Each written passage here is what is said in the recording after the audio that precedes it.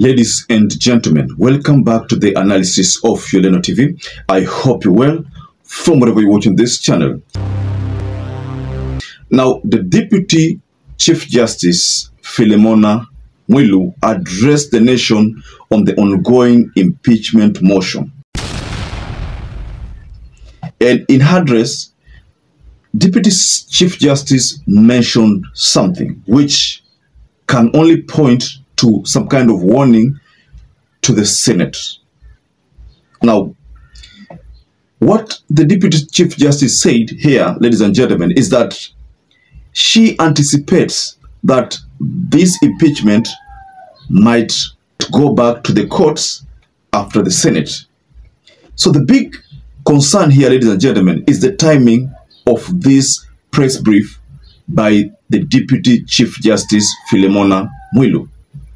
And that is the main reason that drove my attention to this analysis, ladies and gentlemen. Because if the deputy CJ seems to be telling us that she is anticipating another session with deputy president's lawyers in courts, it can only mean one thing: that she has carefully analyzed the ongoings in the Senate and probably realized that mover of the motion could have been cornered, and because she knows that maybe some marking business might be employed in this process, then there's a great possibility that the lawyers representing Gachagua will not be contented with the decision, and as a result, they might have a last resort in the courts.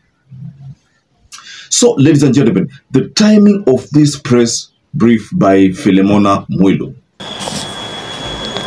And the impeachment process that is ongoing regarding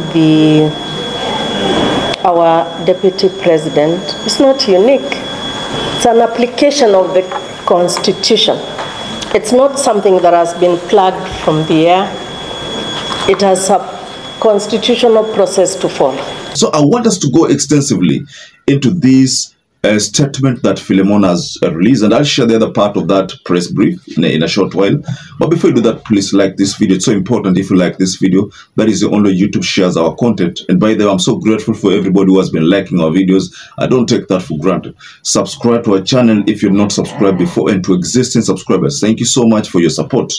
Just like I told you, I've gone through the grilling. Yesterday's grilling, I took a better part of the day analyzing the cross-examination between Elisha, the senior counsel, the cross-examination of Elisha on Mutuse, who actually is the mover of that motion. Are you suggesting that the DP became DP impecunious as a pauper? Heard hue and cry of the DP's wealth portfolio. At least you know that, isn't it? Indeed.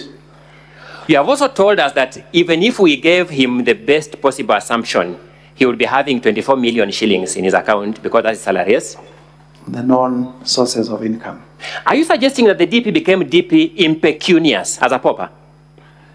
Not at all, but I also... What was his wealth portfolio by the time he became DP?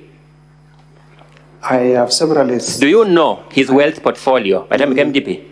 During the presidential debate, yes, he did say that he was worth 800 million shillings. He said he was worth 800 million shillings? Yes. And you would question why he would promise in future to buy a property worth 400 million. And I question why... Do you know the formula he wanted to use to buy the property? He wanted to liquidate his wealth to acquire it? Do you know the formula he wanted to use in future that would be to buy the property? That would be for him to say, not me. I'm asking whether you know. You are the one to establish this charge. Do you know the formula?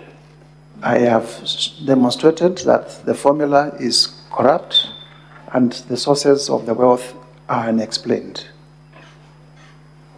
Which wealth has unexplained sources that you explained? I have shown... I thought you began by Vipingo, which we have dealt with you. All the way from Nyeri, treetops, all the way to Vipingo. We will have our time, our day. Sorry? In terms of Vipingo, we will also be able to show. When? We still have time for submissions. Or you're going to call more evidence? No, we are not calling evidence. We'll just point out to the other documents, because we were reading documents in isolation. We'll also show other documents that point out to his ownership of the Vipingo. Now, back to Philemona MWILU's video. Let me share the other part so that you can get to understand what really the Deputy CJ said. And the impeachment process that is ongoing regarding our deputy president is not unique. It's an application of the Constitution. It's not something that has been plugged from the air. It has a constitutional process to follow. And therefore, to that extent, it is a constitutional process. If it comes back to the courts, it's been in the courts, you know, the number of 20 whatever applications and cases. If it comes to court after Senate, whatever it is that happens, we don't know. We cannot anticipate the outcome of the Senate process. If it comes here, it's a case like the next case. It will be handled by we who sit in the judiciary in the manner the Constitution has authorized us to do, in the manner the law has authorized us to do. We can't go outside the Constitution. We can't go outside. The big question, ladies and gentlemen, is why do you think Philemona MWILU chose to give that press brief on the day the Senate is supposed to conduct voting? Is this some kind of caution to the Senate that if they don't follow the rule of the law, that the courts might make a determination? You see, there are so many people have been saying that the courts do not have a role here. These people seems to not be knowing the truth. Based on the statement from Philemona MWILU, she is confirming that the courts have a role in this impeachment process. Either way, it's either the defense team that will go to the courts or the accusers of Gachagua will go to the courts. Either way, one of the team might decide to go to the courts. But looking at the way it's going to unfold, I can comfortably insinuate that most likely Rigathi will carry the day. Based on what has been seen, and if at all the votes are going to be, you know, without biasness, then most likely Rigathi will survive. But on a worst case scenario where Rigathi does not survive, it's what MWILU is trying to anticipate. That should that kind of scenario come on board, then it means these people will have to forward that case to the Supreme Court. Now, the Supreme Court will deal decisively with this issue. You saw what happened with the case of Kawira Mwangaza, whereby the Senate confirmed the impeachment, but the courts gave Kawira Mwangaza some temporary political lifeline. That's why you find that Kawira Mwangaza is still in office to date. So that is likely to happen should the Senate decide to affirm the impeachment of the National Assembly.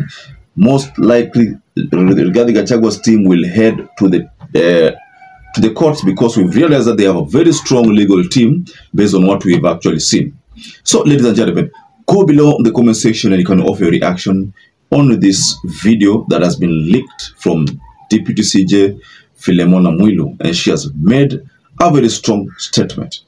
So the timing of this statement is what, just like I said, drove my attention. Why she chose to give this speech on a date or on a day that the Senate is supposed to do voting. Mind you, at the end of this session of cross-examination, people will vote. The senators will vote. So that's when they will choose to whether uphold or reject the impeachment motion.